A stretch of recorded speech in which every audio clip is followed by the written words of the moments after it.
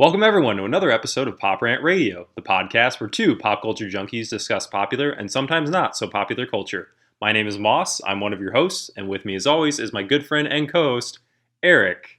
How are you today, sir? Not great. Why are you not great? I just sat through something terrible that you have wanted me to sit through for 6-7 years now, I think. Long time. So we've talked on this podcast previously about my thoughts on the Highlander franchise. Yeah, now I know what it is now. Specifically, we talked about how I thought it was an idea that has some potential to be remade for just a concept. Apparently they are remaking it. Yeah, they've been saying that for years. Hopefully But they don't. we did something a little different today. So today we watched Highlander 2, Colon, the Quickening, Renegade version, Ultimate Cut. the Nest Quickening. The Nest Quickening. It's a tie-in. Yeah. So Hey, there is no product placement in this. That is a positive. Yeah, I can't think of. I'm sure there's some, except for rap and opera. Rap and opera, right? Yes. There's a lot of product placement for those two music genres. So movie sucked. So this movie's definitely terrible. It is for those. I don't know if we've ever mentioned it in the podcast before. You mentioned Highlander 1. Yeah, but we ever went on to it. Generally, like in any conversation that's had with you or myself or people we know, when we start talking about the worst movies ever, yeah, my pick has always been Highlander 2. And mine is Boyhood. Because I hate Boyhood. Damn you! What's his name? Linklater. That's right. Hey, it took 12 years to make, though. Do you know that? It took 12 years to make, and it follows a sprat. It's probably better than Highlander 2. It might be. It's just garbage. Highlander 1, to catch you up on the story. Highlander 1, Connor McLeod. Fox McCloud. He's an immortal. We made that joke last time. He's an immortal, and he is born in medieval Scotland. He is seemingly killed by the villain Kurgan. He ends up not dying. His village banishes him because they think he's a demon, whatever. He ends up meeting Sean Connery's character, and Sean Connery tells him... Who is apparently a Spanish Egyptian. Yeah, Spanish Egyptian. Played by a Scottish person. Yes. And Connor McLeod is a Scottishman played by a Frenchman, Christopher Lambert. However, he sounds like he's Ukrainian. He sounds like he's whispering all the time, because he is whispering all the time. He took some lessons from Eddie Redmayne. I'm Connor McLeod of the Clan McLeod.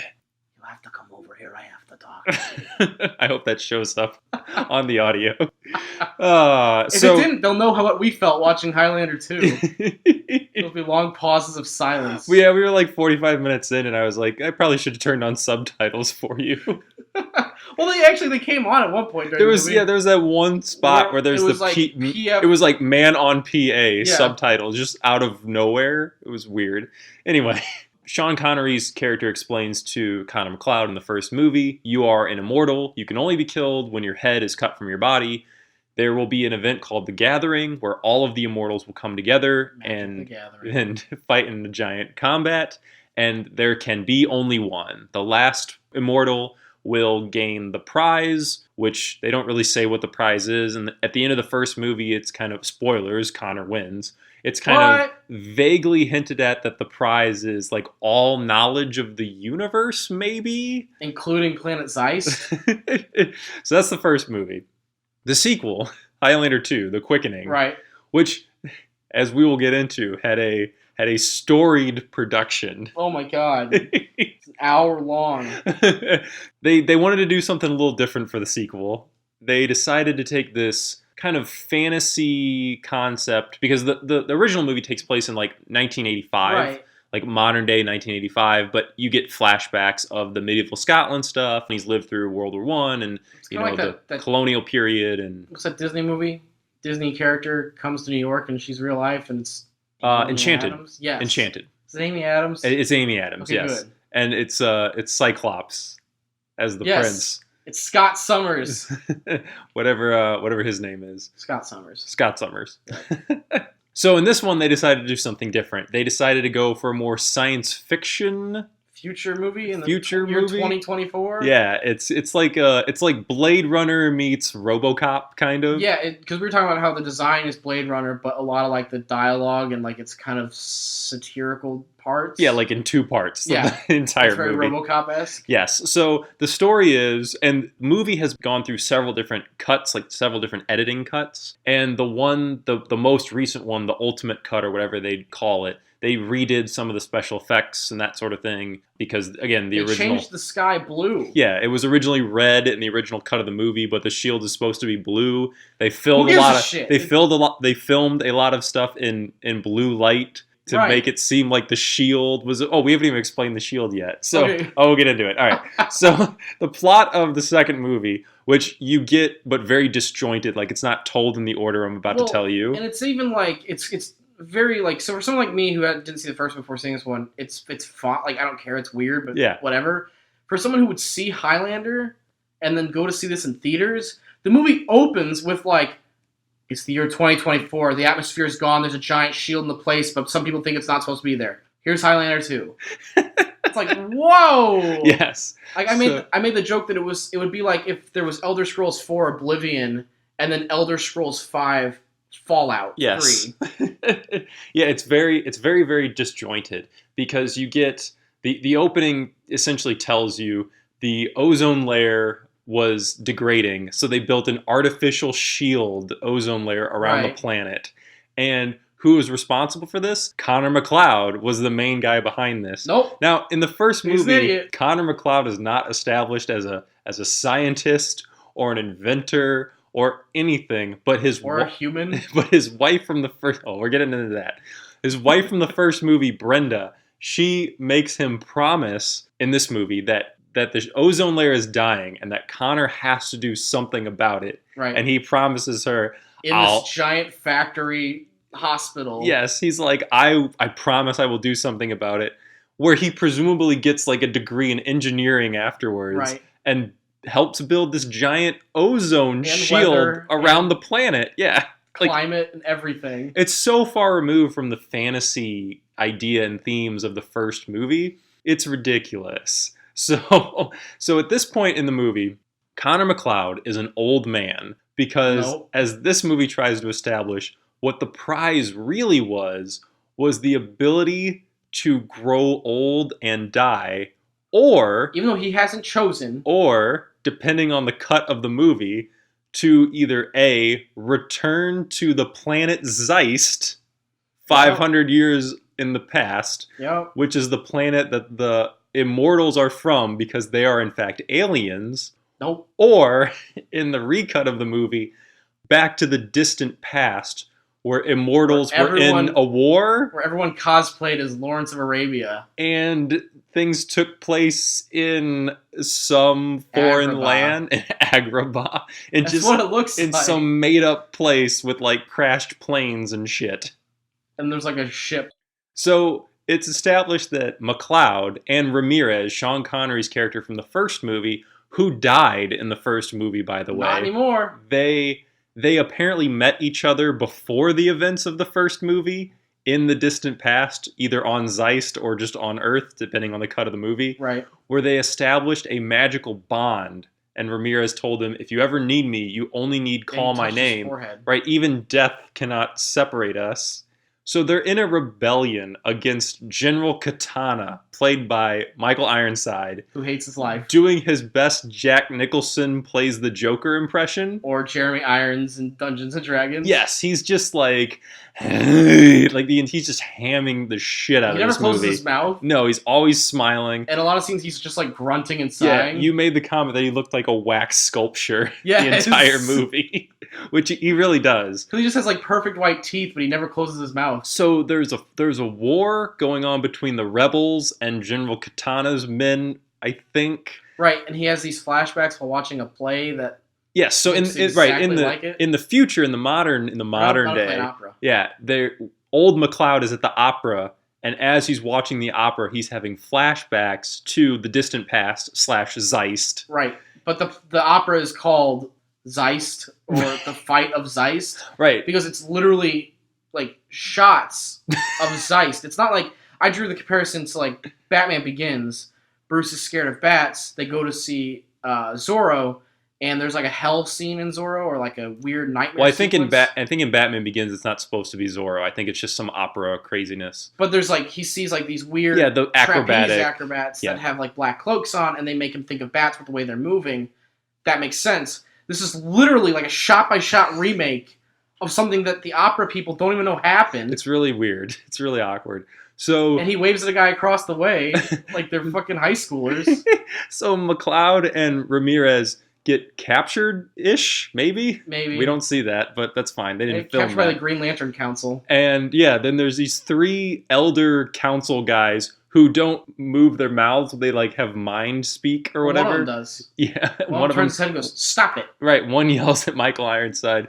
So it's established that the Highlander, that Connor McCloud and Ramirez will be sent into, again, depending on the cut, either sent to Earth 500 years in the future, or just sent 500 years into the future. Right. Which our cut we got to hear, you two will be sent to the future. Yeah, it's real obvious that they audio cut it. The people of planet here. Right. Freemen. Yes. Freemen of planet here. Right. Or Earth or what. It's really stupid and awkward.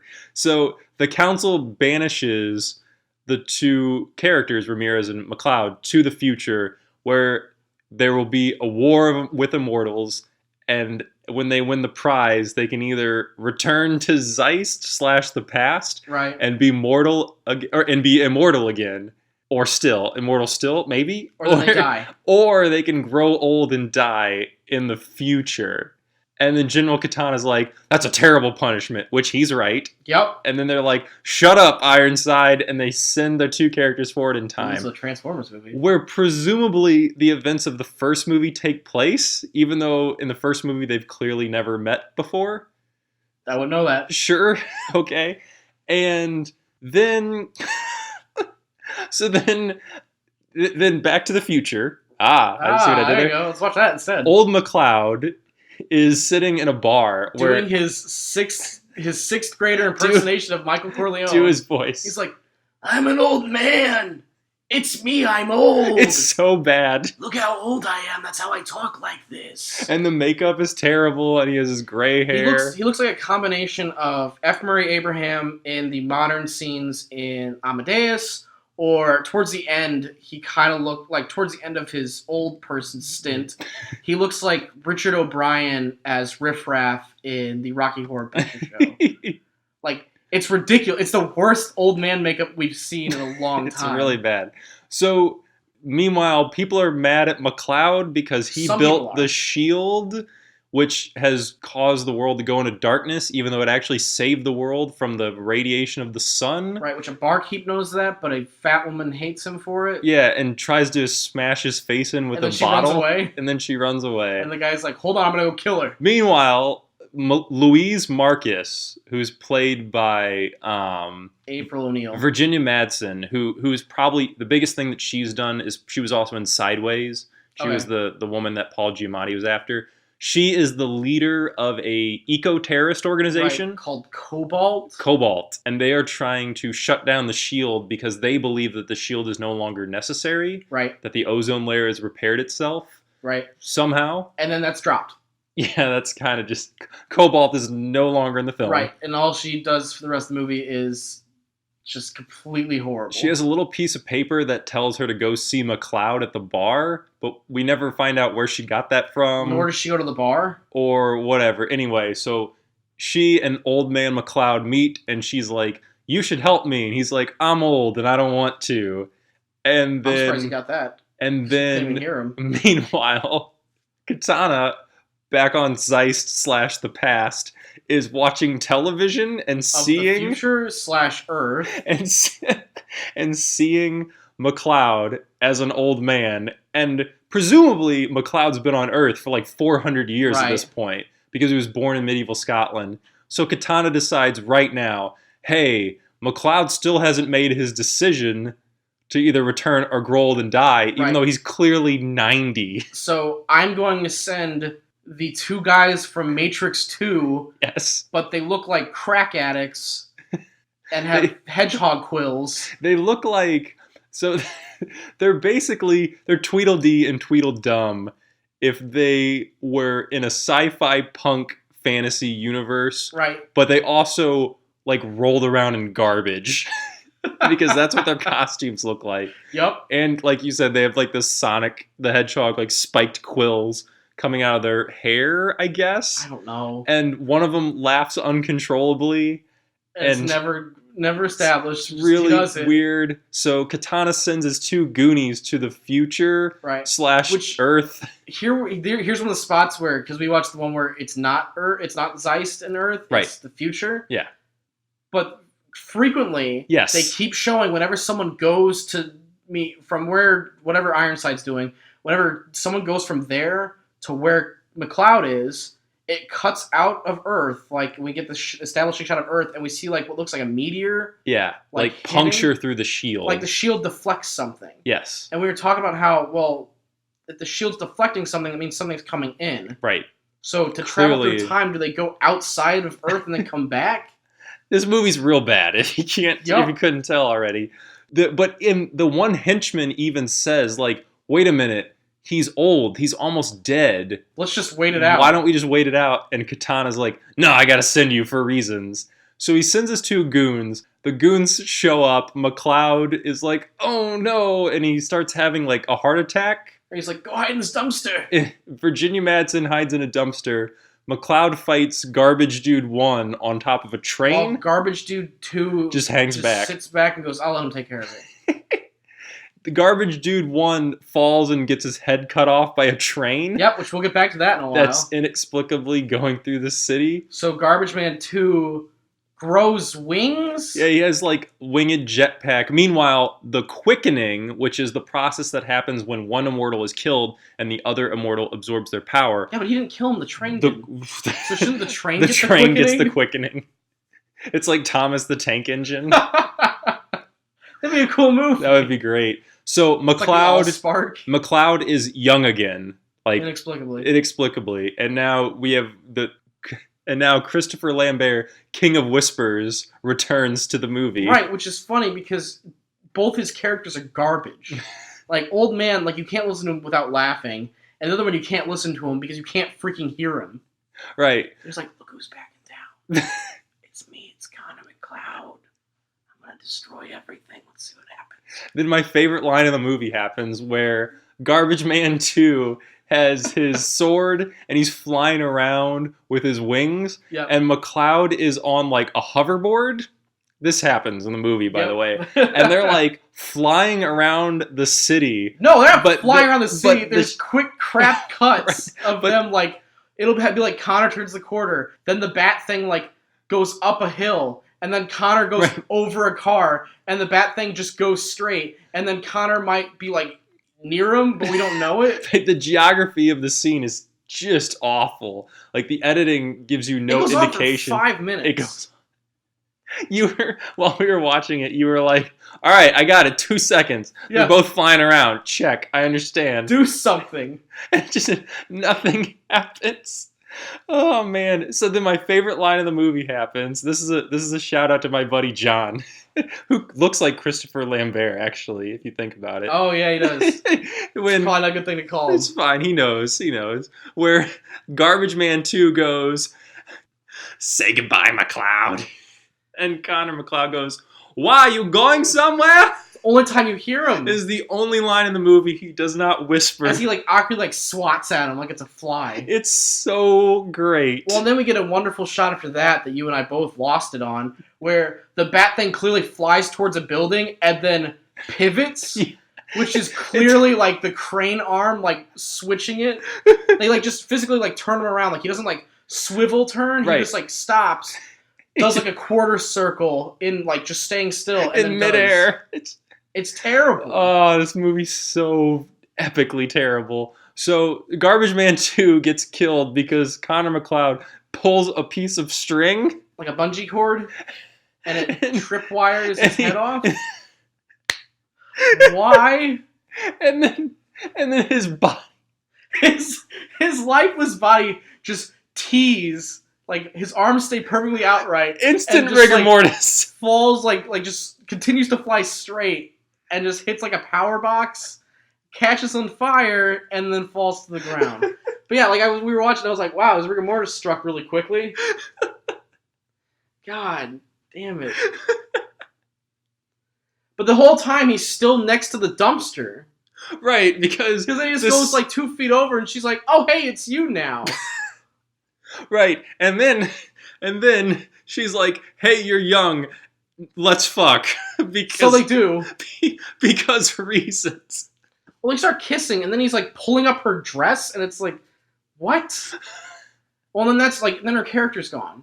And then for the remainder of the movie, she literally just sits in his apartment and waits. Right, but also during that fight, right in the middle of the fight, McCloud calls out to Ramirez, my old friend Ramirez.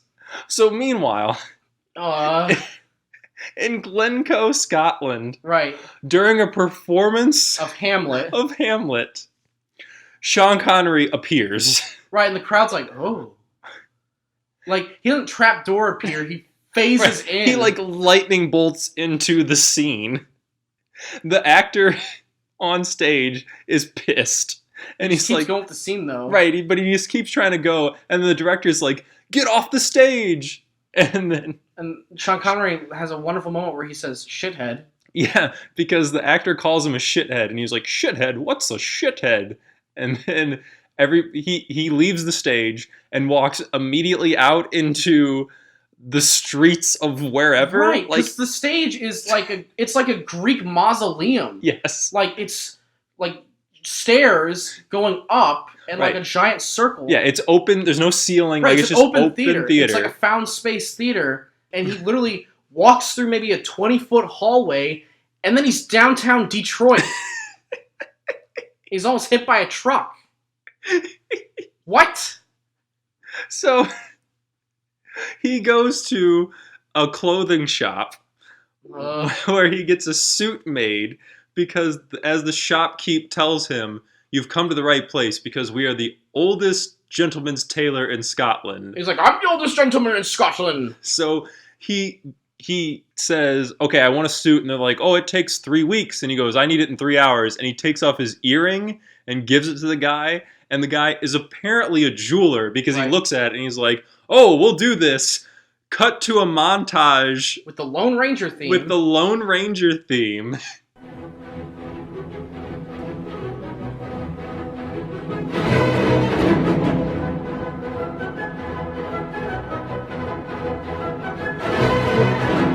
While these 3 guys are like helping Sean Connery, like making a suit for him, like tailoring around him. It's like a Parent Trap, like little clothing. It's a classic 90s clothing montage. I'm gonna try on different clothes. Yes, yeah, exactly. In every 90s movie ever. Right. And so they make him a suit, and then they give him his sword.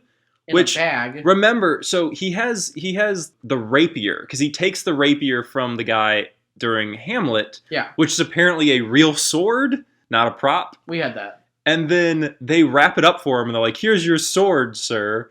We also call the limo for you, which will take you to the airport so you can fly to New York or wherever the hell this movie takes place. Right. Which apparently the pearl earring that you gave us was enough for us to make you the suit instantly. Right, speed suit. Call you a limo.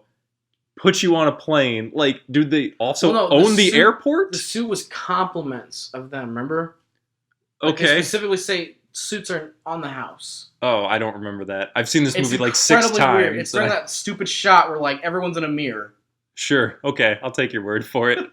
So he gets on a plane, and he's on the plane for a really long time. Yeah, it's like 3 years. And then he has some sexual innuendo going on with the woman sitting next to him. Who turned out to marry the visual effects guy, as we found out in the behind the scenes, which we'll get to. So meanwhile, General Katana, I've said meanwhile like 17 times. Meanwhile, General Katana haven't emphasized any of them. Is on Zeist / in the distant past. He's watching his TV screen where he sees that his 2 goons, the garbage men, got killed. So instead of being like, well, I'll just let McCloud grow old and die again or whatever, he's like, no, now I have to go. Meanwhile, why? Like, why does he do this? He teleports / whatever's into a New York City subway car where the best scene ever happens because... Well, right before this, we get one of the only 2 moments of levity. Yes. And it feels like it belongs on, like, the Rick and Morty, like, intergalactic TV episode. Yes. Where it's a cooking channel, and the guy's like, you could cook anything, especially for ghosts. Yeah, and it like pans over and there's like a ghost like dipping his fingers in the sauce. Yeah, it's like a paranormal cooking show. And the guy's like terrified. Yeah, and it's very reminiscent of RoboCop, like the crazy like satirical. I buy that for $1. Yeah, the satirical ads from the RoboCop original film. Like it's very reminiscent of that, and that's where you and I were like, this is a really weird vibe because, like we said earlier, the set design is very Blade Runner. Right. Like it's like a trashy, rundown, dystopian future. But all the commercials think there's 2 because there's another one coming. Yeah. But all the commercials are like, this is zany and weird and fun. It's very RoboCop or like Back to the Future 2, where like everything in the future is a joke. It does not mesh at all, which is nothing in this movie meshes at all. Right, and it immediately pans away from this, and you're like, no, okay. Yeah. So then Michael Ironside is on the subway. He goes up to the front of the subway car, kills the conductor. After killing a guy who was wearing an eyepiece. Yes. That was like, this is such a stupid invention. In his left eye, he's watching War of the Worlds, but in the right eye, he's just like looking out. It's like an eye patch, but it's a TV monitor. But that's so disorientating. It's like, real, yeah. And they like try to show it as like a split shot in the movie, and it doesn't work. Weird. So Michael Ironside takes control of the subway and makes it go like 4 bajillion miles an hour. Like keeps going like 400, 600, and like keeps racking up. Everybody in the subway like flies back. And not everybody, because there's some people that are still like sitting and like kind of holding the sides. There were some people that weren't committed to this scene. Right, but some people are like hitting the windows and they're like, there's like blood like running out of their mouths. It's like super gruesome. And then one dude like hits the back wall and like blood spurts out. But the best shot of the entire movie, which happens for a second, which is a split second long. There's a guy sitting in his chair, and like it doesn't even make sense. No. His eyeballs are like bulging out of his face. I will rip the shot from the movie and post it on our Facebook and Twitter. It's ridiculous. It is nuts. It's like it's totally out of tone and out of whack with the rest of the film. It's so crazy. Well, and like I said, it goes for 1 second. You're like, wait, what? Yes. And then immediately after, the scene ends. Because I told you, I was like, keep your eyes peeled, no pun intended. I was like, keep looking, like something real crazy is gonna happen. Amongst all the other crazy stuff, where like there's even like a cutesy scene where Ironside's like, "You want to drive a train?" And the kid's like, "Yeah!" Kid's dead. The kid's gone. Kid is dead. Then the subway car like crashes through the wall, right, and onto like the street, and immediately comes to a stop. It's not a subway. It was going like 40 gajillion miles an hour, and then it bursts through the wall and goes like 10 feet, and then just a complete stop. My Ironside just walks out. He's like, "All right," but he's like last stop or some stupid line, and then he goes and he hails a taxi. Oh, so cut back to the apartment with Virginia Madsen and Connor McLeod. Yep. And I don't know why they have this in the script, but she's trying to explain. Right. She's like, so you're immortal here until this, but you're immortal on Zeist, I mean the past, until forever. Right. But you're not immortal here if you do this, but you're immortal in, the scene, but you're not immortal under the ocean. Like, it's like, she's like giving all these rules. And then he's like, something like that. And she goes, okay, got it. All right. Moving on. Sweet. Like, he tells her, I'm immortal, I can't die. And she's like, got it. Let's keep going. Right. Let's make out again. But she even gives her like weird stipends. And she's still just like, yeah, okay. I don't need more. I'm just here for that. You know what I'm here for. Right. I'm Virginia Madsen. I'm very pretty. That's why I'm in this movie. You have a giant forehead. I like that. Oh, poor Christopher Lambert. What's he doing right now? Wearing that anarchy sweater? Oh, man. We're going to get to that. So, Ramirez finally... I'm going to skip around a little bit. But sure, there's like a stupid fight between Katana and McLeod in like a tower. But for no reason. Right. Like, they don't, after they met up in like a church. They meet up in a church. And he kisses a statue? Yeah, because McLeod is talking to the grave of his dead wife That's when we find out she told him to... Which is in, like, the upstairs of a church. Or something. Why? And there's natural light. That's the other great thing about this movie. The lighting. Like a pope. Like, they've tried to establish that the shield is blue. Right. But, like, there's so much natural lighting in the movie, it doesn't make any sense. Michael Ironside shows up and he's like, "Hey, I'm crazy. Here's my teeth. I'm gonna lick the statue." Like, we can't fight on holy ground." Then he, like, Jason Bournes it out of the scene. He, like, disappears behind a guy that's, like, marching. We were joking that they should have just panned the camera over. He's just standing there like, shit. Like 3 feet away. So then the next scene is immediately, like, them in this tower fighting each other. Like, there's no establishment of, like, oh, I know he's in the tower because he left this clue. He just shows up at this giant, like, warehouse. Nothing. There's nothing. There's also a scene somewhere in here where Michael Ironside fucks with a cab driver. Right, and the cab driver's like, "You're in the music industry. I get it. My sister's in the music industry."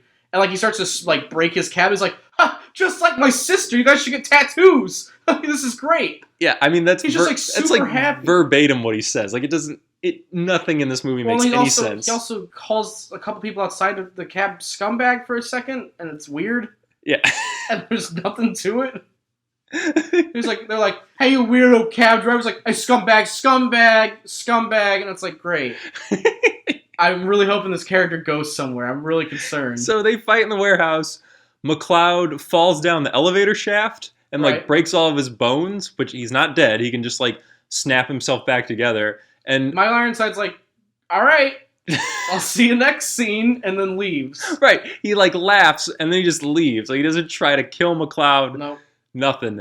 So the other thing, on top of the ghost cooking, is while Sean Connery's on the plane, there's, like, a safety video that comes on. Yes. And it's, like, what to do in case, like, there's a problem with the plane. Whereas, normally it says, hey, we might lose altitude, we might have to do a forced landing in the water, but it's going to be okay. This one's, like, everyone's, like, freaking out on the plane. It's like, "Here, put the oxygen masks on now. Do it quickly. Oh, and then put the barf bag over your head and crawl on the floor." And then, like, it's all these horrible things, but then it just cuts to, like, this miniature mountain and, like, this little plane. They just, like, throw it up the mountain and it blows up. And it's like, thank you for flying with us.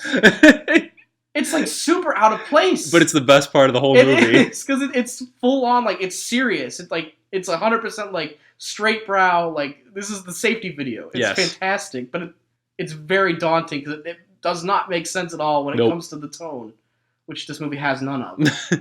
So then McCloud goes back to his apartment where Virginia Madsen's just been hanging out the entire movie. Like, "Oh, I've been waiting here for 3 days. What's going on?"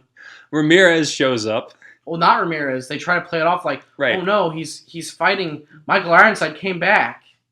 No, it's Ramirez. It's very obvious. 3 people in the audience that didn't get it. So then they quickly catch him up on what the shield is and the ozone layer and all that nonsense. And Sean Connery tries to not laugh and realize how far his film career has dropped. So they decide that they have to break into the maximum security prison Max. Right. Because Alan Neiman, who is the other head scientist behind the shield, has been imprisoned there. Yeah, which they established that him and McCloud are friends from a long time ago. And then I was like, "Oh, it's the guy that he waved at in the beginning." Yes, it is in the opera scene. It's the guy that he does like the little rascals wave. Because they mention Alan Neiman like 3 times before we actually meet him as a character. Yeah, it's real bad. Well, but when it's mentioned, it goes. That's like, huh? They couldn't hear. Turn the volume up. The microphone did not pick that up at all. That's fine though. It's good. We'll leave it in. So they go to the maximum security prison, which doesn't even have a gate. Right. It has 2 guards. It's like 2 guards, but they drive their car in, and all the guards like unload bullets into them, and then they get shot like 1,000 times. The car crashes. It's kind of horrific because like it's just like bloodied corpses. But then in the trunk, Virginia Madsen's did not catch 1 bullet. Right. She's just like, "Oh, these 2 weird guys, they put me in the trunk. Oh, man. Oh." She's like playing it off like she's a dumb blonde. Right. But the car is like destroyed with bullet holes. Right, and they crashed. Nothing touched her. They crashed the car. So then, of course, they bring the bodies into the infirmary or whatever, where we meet Dr. Sonny Jackson. "I'm Dr. Sonny Jackson. I'm from Louisiana, can't you tell?" Y'all want grits? Inexplicably, he's like super he's like not even Southern. He's Foghorn Leghorn. He's like a caricature of like a Southern Louisiana man.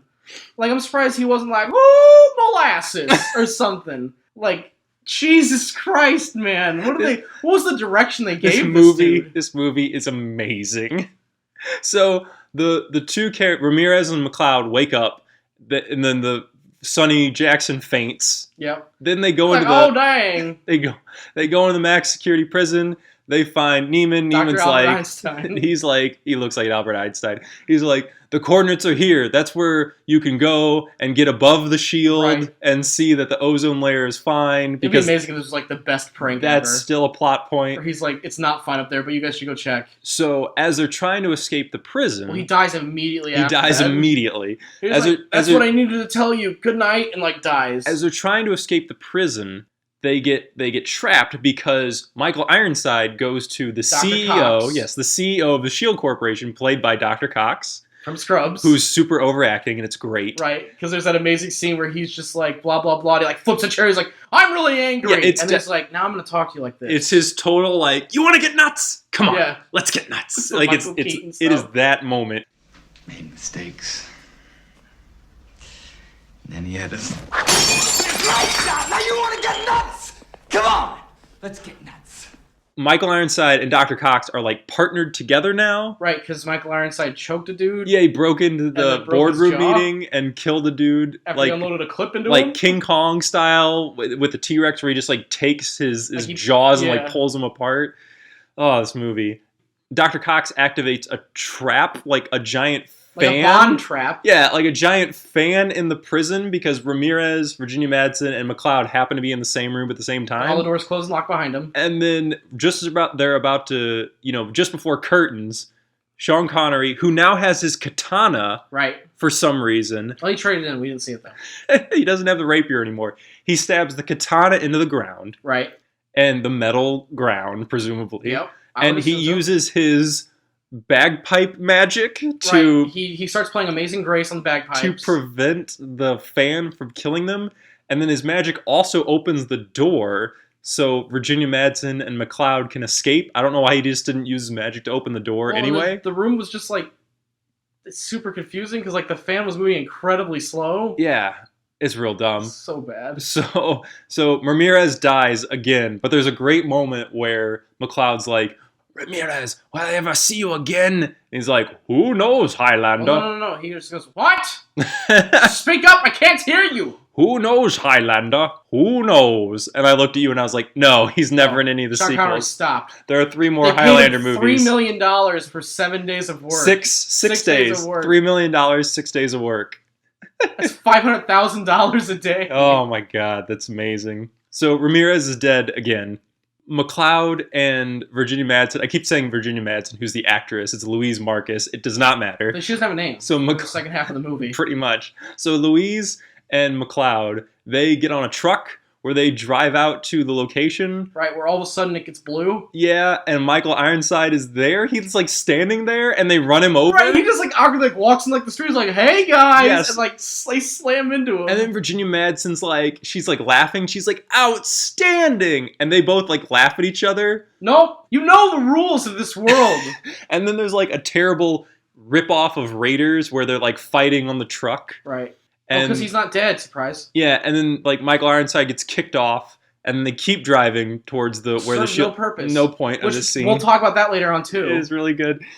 They get to the ladder where they climb the ladder and they get above the shield, which is apparently only like 150 feet in the air. Right. I made the joke that like the ladder climbing was total garbage, whereas like Snake Eater's ladder or like the Half-Life 2 ladder. Yes. Like it's amazing. But intercut in this scene, we get this weird scene where Michael Ironside is like he's gonna write off Dr. Cox because Dr. Cox isn't rooting for the favorite. Right. So the way he kills him is he grabs his crotch, squeezes it, lifts him up, and then throws a dummy out a window. Yes. And then somehow Dr. Cox dies from that. And it's literally like he's like, oh, like throws it out the window, and then it's just like this like stale, like again, rigor mortis set body, and just like, oh no! like hits the ground. It's like, wow, that looked real. That was real great. So then McCloud and Louise Marcus are just instantly back at the S.H.I.E.L.D. Corporation building. In the freaking core room already. Just like nothing. Just like they're just back there. And then Michael Ironside's up there too. So Connor McCloud, who now has the katana that was left inside the maximum security prison. Sure. It was a deleted scene. So they have a terrible sword fight. McCloud wins. Yep. Cuts Michael Ironside's head off. The quickening kind of happens. And then he steps into the S.H.I.E.L.D. generator, which is a giant blue beam going into the sky. Like always. Classic. And he uses the energy of the quickening, maybe, to blow up the S.H.I.E.L.D. generator. Right. Because as established earlier by Dr. Cox, there is not enough power on the planet to shut down the S.H.I.E.L.D. Right. And then Sean Connery says later on, it's going to take the two of you to shut it down. Yes, it will take both McCloud and Louise to shut down the S.H.I.E.L.D. Which is an absolute lie. Which doesn't happen. Because she stands there, like she did in the whole damn movie, does nothing. Yep. And he shuts down the S.H.I.E.L.D. by himself. Yes. That is a thing that happens. And that's basically the end of the movie. Right. Well, then you had the genius idea. One thing, because we didn't talk about this yet, but there is, if you go to Wikipedia and you read the article for this, there is an alternate ending to this movie. Ooh. Where McCloud and Louise Marcus... Is it where James McCloud comes back and they fight Andros together? Ascend into the stars and go back to Zeiss together. Why? I don't know. All right. That is an excellent question for this entire movie. Yep. And then... You had the genius idea of watching the behind the scenes, which starts off with like... It is titled Highlander 2 Seduced by Argentina. Don't cry for me, Argentina. The truth is I never left you. And it's like shot over like this like sword with like rose petals dripped on it and like a rose sitting on it. And it was like, we will talk about how Highlander 2 was seduced into this tango with Argentina. And we were like, oh, what? So what happened? It's super like film student, like real bad. What happened? They like run into trouble there, blah, blah, blah. Nope, that's not what happened. What proceeded was 50 minutes of the dumbest shit I have ever sat through. It was maybe 7 to 10 minutes of... Yeah, this is what we did when we shot Highlander. This was probably the hardest part of the Highlander. And the rest of it was like, man, we were shooting this one scene, but dude, then down the street, there was these stakes, man, and like these stakes in Argentina, like everybody, they just keep cutting to people that like, and in Argentina, the nightlife is just so fantastic. Like, it was and comedic. The women are beautiful. The best part though is like 20 minutes into it, you were like, oh yeah, the ice cream in Argentina, and then like 20 minutes before it ended, like they start talking about the ice cream shop in Argentina. This dude knew the conversion rate in an ice cream shop. Because they're talking about how like the stock market or whatever of Argentina was crashing. Right. So like their money wasn't worth anything. Like we get a history lesson on Argentina. There's even one point where they're like, back in the 1940s, the United Kingdom invaded Argentina and blah blah, and it's like, what? Well, I think this is Highlander 2. I think Great Britain was at war with Argentina during the filming of this movie too, and they keep like superimposing like the flags of nations. And I made the joke that once it shows Connor McCloud's actor, it's just like, remember I'm French. Yeah, and they superimpose a giant French flag behind. But then they start to Christopher Lambert. They start to superimpose their currency behind people. It's so weird. And this one guy's like, yeah, one time we were done filming, and we went out and there was a poker table and they had $5,000 in American 100 bills, crisp new $100 bills, and they had Uzis on the table, and we were just like, oh, that's interesting. Yeah, this is a movie behind the scenes. This isn't like a weird like documentary. This behind the scenes thing, it's 50 minutes long, and 35 minutes of it is this is how great Argentina is. I mean, there was even like we were sitting there at one point talking about like, hey, how long do you think it's gonna take to get them back to Argentina? And they were like, hey, it was a little bit of trouble here. We had there's a lot of shots where we're really concerned and stuff like that. But then we'd go out to Buenos Aires at the night, and it was just like, what? And to be honest, like the whole stupid part where they actually talk about Highlander, they're like, yeah, I mean, we spent a lot of money in Argentina. We went out to the club every night. We ate these giant steak meals every night. And, like, we drank a lot of wine. Like, we had 4 bottles of wine at lunch every day. And then, like, the studio comes in and they're like, oh, we're cutting your money?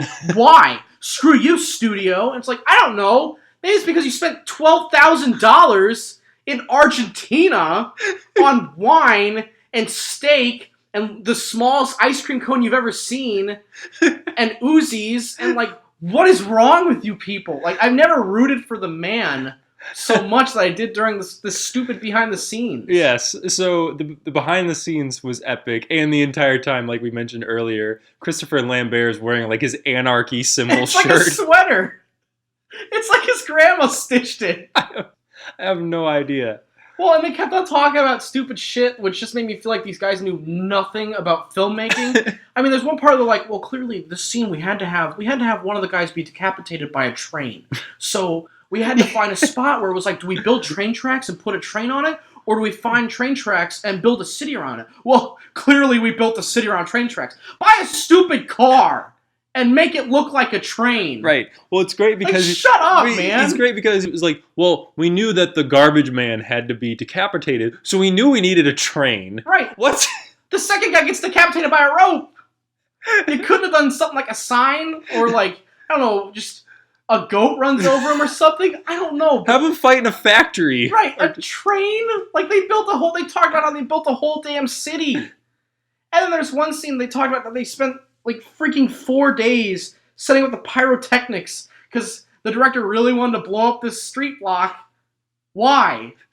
And they only had Sean Connery for 6 days. Right. Oh my god, it was so bad. And then this woman spent 20 minutes talking about how she was like, I got to dance the tango with Sean Connery. I called my mother and I told her I danced the tango with Sean Connery. It was great. In Buenos Aires. In Buenos Aires during the nightclub. It was wonderful. And this one guy's like, yeah, I met my wife. You know, she had the scene where Sean Connery offered her a blowjob and like it was great and blah, blah, blah. And then like 2 seconds later, he's like, you know what's great about Argentina? The women. They're so beautiful. I love them. I love all these women. And it's like, you just talked about your wife. I like how Sean Connery offered her a blowjob. That's what it is. He's like, I hear that all the brown-haired women are great at this. And it's like, what? This is a Highlander movie, right? And it is the woman in the movie that he is like, has all the sexual innuendo talk with on the plane. Right. Like, it's so perfect. So... this movie's insane. It is. Like I've told you many, many times about this movie, and right before we started watching it, I told you like this movie is epically terrible. It's like all the stuff was in the right spot. Yes. Again, like I said, it's epically terrible. Like it's like at every moment that they had to make a decision, they made the incorrect one. Right, the planets aligned for this shit fest to happen. And the best part is you have in that behind the scenes documentary, the part that's actually about the movie. People are like, yeah, 4 years later, we went back and we filmed this scene and we redid some of the special effects and we got the true vision of what the director really wanted. And we gave the public what they truly needed. Yeah, and it really is a film that we can be proud of. Like, it's still fucking terrible. It's still Highlander 2. Well, and the whole time they're talking about it like it's Citizen Kane. Yes. Like, they're like, this is going to be a franchise that people are going to be able to tie themselves to. Christopher Lambert is like, it's one of the biggest franchises out there. It's the biggest franchise right now. It's this whole classic. What are you talking about? Did you see Star Wars? Did you see Indiana Jones? Did you see Superman? Because those are all existing at this point. Like, wrong, man. Oh, it's great. Are you happy you watched it? I kind of am, because it's kind of terrible. I mean, it's bad. It's not like Room bad or like Birdemic bad, because it has a budget. Right. And it's borderline at times where it's just bad. Not that it's so bad it's good, but overall it is so bad it's good. Yes. Like, it's boring as shit through most of it. It is at certain parts. Especially the fights. Yeah, the fights are terrible. The choreography's bad, and none of the fights... We've talked about this before. Like, none of the fights move... well, there is no story, but none of the fights have any drama behind them. Like, they're just sword fights for the sake of sword fights. Well, and anything that happens to them, we know it's not going to hurt them. Yes. Because they're immortal. So unless they're, like, swiping at each other's heads, I'm not going to be like, oh, man, I hope he doesn't get stabbed. Yeah. It's just, there's no dramatic tension. There's no weight behind the fights. And the fights are choreographed by like a 6-year-old. Right, and they're all shot from very far away. Yeah, very far away, and always behind someone. Like it always is shot at someone's back. Yes, and it's like that's not how you shoot it. You shoot it from like a side, like it's a horizon shot, and you usually do a wide shot with it, so you can see them step back or step forward or back, or just anything. Or just don't do it if you can't, because you guys can't make a movie. There was a part in that behind-the-scenes documentary where the guy was talking about, well, at the end of Highlander 1, I would have, left it a bit open, maybe left like a cliffhanger, and I looked at you and I was like, or you could have just not made Highlander 2. Right. And it's idiot. And it's not like Highlander 1 is this masterful piece of cinema. No, like they seem to not understand what the word cult means. Yeah, like a cult-followed film is usually a film that is not good, but something about it everyone loves. Like Rocky Horror is a cult film. Mm-hmm. Little Shop of Horrors is a cult film. Why? Because those films are dumb. But you know what? They're so dumb and campy, they're great. This is a cult film because it's dumb and it's stupid and it's worthless. It's not a cult film because people love it. Yeah. Wrong. I've never heard anyone say my favorite film is Highlander. I will never hear anyone say my favorite film is Highlander. Right. Don't email us that. Don't email us and don't send us. We'll block you. You're clearly lying. Yep. Or you're Christopher Lambert.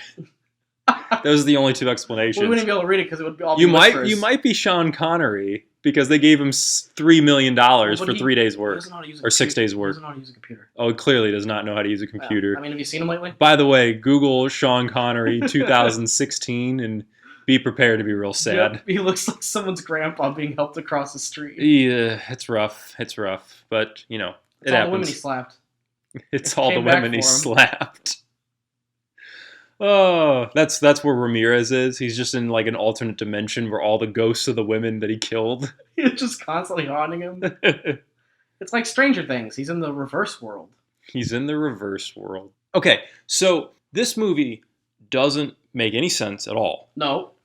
I'm interested to see where this goes. Even from it doesn't even have internal logic. No. Like the rules that it establishes for itself, it doesn't follow. Right. And it's really weird because after the first movie again is it's fantasy, but there's not a lot of like sci-fi elements or anything.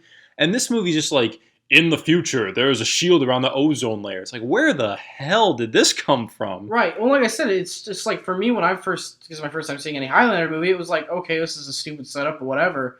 But then like, for someone who's seen the first one coming in, this would be like, what the hell is this? Yeah. This isn't Highlander 2. Because I showed you like kind of like a little like 6 or 7 minute like summary of the first movie that was on YouTube. I've read like the plot synopsis and stuff like that. Yeah, and we've talked about it before. It really is just 2 totally different genres. Yeah. And there's no bridge to connect them at all. Right, and I mentioned this when we were watching it. If they wanted to do a sci-fi movie so bad, then why not make it like Highlander 2? You could make another Highlander movie or like a Highlander sci-fi film, but just don't put Highlander 1 stuff in it. Right. Make it a separate story. Make this like maybe the second, whatever the stupid Gathering thing was called. Make it like a second version of that. Okay, Magic the Gathering. Magic the Gathering. Like make it like a second one's happening, right? And it's 2025 or whatever, and like there you go. There's your thing. Yeah. But the fact that they shoehorn all the first stuff into this, it's stupid. Yeah. The best part is, and you haven't seen these obviously, but in Highlander like 3 and 4, it's just like that 2 just didn't really happen. Like it's back to modern day. There's no future stuff. It's really strange. It's like Jurassic World, that thing. Yeah, essentially. I mean, it's way worse than that. But yeah, this movie's real bad. I mean, like just the stupid thing of like the immortal stuff. Like it works in like a mystical kind of way, but like the sci-fi world thing, and like he's immortal, and like he's got to fight people. Like I don't give a shit at that point. Well, even the behind the scenes, the one guy was like, everybody was always asking us after the first film, like how, where did they come from? Where did the immortals come from? And then he goes, well, we probably shouldn't have tried to answer it because we didn't do like the people in the behind the scenes. Some of them. Clearly, I think it's the 2 producers. They're clearly like, this movie sucks, and like we fucked it up. They even say it like 5 times, where they're like, we saw it, and we just all hated it. Yeah, and then everybody else is just like, oh, it's a masterpiece, but the studio got involved. Like, what's Connor's name? Christopher Lambert. Right, he's like, I got to do this one stunt where I when you ride an elevator, you ride on the inside, but I got to ride on the top. And it's like, whoa, Chris, did you have fun? Like, it's what? They took, like, again, where spared no expense is, like, the catchphrase for the Highlander 2 team, especially when you're in Argentina. Like, they built a freaking elevator shaft, and, like, they built an elevator. For a scene that ultimately has no weight whatsoever. Right, he falls. Just have him fall. Right, but like so McLeod and Katana fight each other, and again, there's no context for the drama. And then McLeod gets away, and Katana's just like, yep, see ya. I guess we'll see each other again soon, maybe. Who knows? Yep, whatever. It's so, like, the lack of, and this is again kind of going back to what we were talking about with Suicide Squad, and we've talked about this before, but the story isn't driven. It doesn't have a through line. Like, these are just scenes. Things just happen. Yeah, these are just scenes that are completely disconnected. Like, they are vaguely in theme with each other. They are vaguely connected to each other. But there's nothing that drives the action forward. Well, and even still, like the Sean Connery and McLeod split story, which happens for the first, I'd say, half of the movie. Yeah. All the Connor stuff is played serious. It's played like, I have to defeat these garbage bats. Like, it's great. And, like, Sean Connery stuff's like, oh, I'm going to put on a sweater. Yeah, the tone I'm going to get on an airplane. I'm looking at TV screens. Right, the tone is this? All over the place. And the best scenes in the movie's terrible, but the best scenes in the movie are the scenes with just Ironside and just Connery. Because even though they're, like, especially Ironside's doing terrible, at least they have emoting. Ounce of charisma. Right. Christopher Lambert is a vacuum for charisma. Yep. Like, he just whispers everything in his French accent, and then I'm secretly raging. And he's just nothing. There's nothing going on there. He's the defender of the Earth realm. I hope you're happy. And like they could have, when you see him in interviews, he's actually like excited about things. Like, where is that? Looking forward to this. I love doing this. I'm in action movies because I like doing the stunts. I can hear him talk. Like, that's the craziest thing about it. Like, I made the joke that, like, when they're up on this mountain and there's somehow no wind, and like they're both, it's him and April O'Neil, and they're up there, and he's like, isn't it wonderful? I really like it up here. And I just wanted her to go, huh? What'd you say? We're on the top of a mountain. I can't hear you. There's a lot of wind. You're literally like 2 inches from my ear, but you still have to scream. God, it's just terrible. It's no one told him to speak up. No one mic'd him. Like, just tape the movie's stupid enough, so it wouldn't have made anything worse. Tape a fucking microphone to his chest. Like, it might have made it look cooler. You could have said it was the Gooble Goop or whatever. It was his life service or some stupid shit. I don't care. No one's gonna freaking fact check this movie and go, there's no Google Gork in the first movie. No one cares. There's not books about this. There's not, quote, Eric, 2016. No one cares. There's not books about this. I got 2 for 2 today. Yeah, that's going on the social media. That and it's hard to be 80 for 40 years. Yeah, earlier today we were talking about doing this, and you were like, it's hard to be 80 for 40 years. Yeah. We were talking about what Christopher Lloyd was Dracula. Because I was trying to say Christopher Lee doesn't age, but Christopher Lloyd clearly has. Like, he was 80 back in 1976. It's hard to be 80 for 40 years. This is totally out of context. I'm leaving it all in. Fantastic. So if you want shit. It's so hard to get through this one. It is. If you want to have a fun time with your friends, don't watch this by yourself. No, you'll kill yourself. And you should probably have some alcohol involved. Yep. Watch Highlander 2, The Quickening, or the Renegade version, or the Ultimate Cut, or whatever version is available on Netflix or Amazon or whatever. And be sure to watch the very first listed special feature if you can. Yes. It's 50 minutes long. Highlander 2. It's amazingly worth it. Seduced by Argentina. Well, it's funny because I know you brought up Suicide Squad a little earlier, and it's like, it's funny that this movie, just like Suicide Squad, blamed all of its faults on one thing. However, Suicide Squad is a legitimate blame. You know, it's studio interference or whatever. This movie's like, it's the country of Argentina's fault. It's all of their collective faults. Well, the women are beautiful, and the ice wine are small, and the wine was great, and there was a lot of fighting apparently, which was stupid. There's a guy who almost threw a Sprite bottle. Right, even though they tried to say it was an Argentinian, but when they showed it, it was clearly the white guy with a mustache. So no, it was definitely you. Oh, Highlander 2, The Quickening. Yep, watch it. Watch the special features. Turn it off. Throw it away. My personal favorite worst movie of all time. So when we do a worst movies we've ever seen, I don't have to talk about Highlander 2 again. Yay! Yep. Fantastic, you got it off your list. So that's our episode on Highlander 2. Hopefully you enjoyed it. I know you didn't enjoy the film, or maybe you did. No, let us know. Don't you dare lie to us. You can find the show on social media, Pop Rant Radio, on Twitter and Facebook, and also at Gmail. You can find the show on Libsyn, the website that hosts the podcast, as well as iTunes. And if you're listening on iTunes, review, subscribe, rate, thumbs up, thumbs down, thumbs the stuff. Go to Rotten Tomatoes. Shut them down. Nope. Because it's an aggregate site, and they're responsible for everything. Yep, Metascore as well. And tell a friend. If you like the show, let somebody know. Maybe they'll like it too. Yep. If they don't, secretly download it on their iPod. Maybe they'll hate you. Maybe they'll cut your head off because they're a Highlander. Yep, there can only be one. The only thing I know about Highlander is that Lindsay Lohan skit from Robot Chicken. Where she goes around, she cuts off all the other teen stars. Oh. It's better than this movie. There can be only one.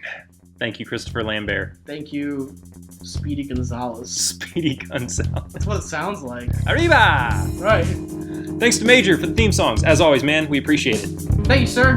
And other than that... Don't cry for me, Argentina. That's the show for this week. We appreciate you listening. Thank you so much, and we will see you next week. Thanks, guys. Bye.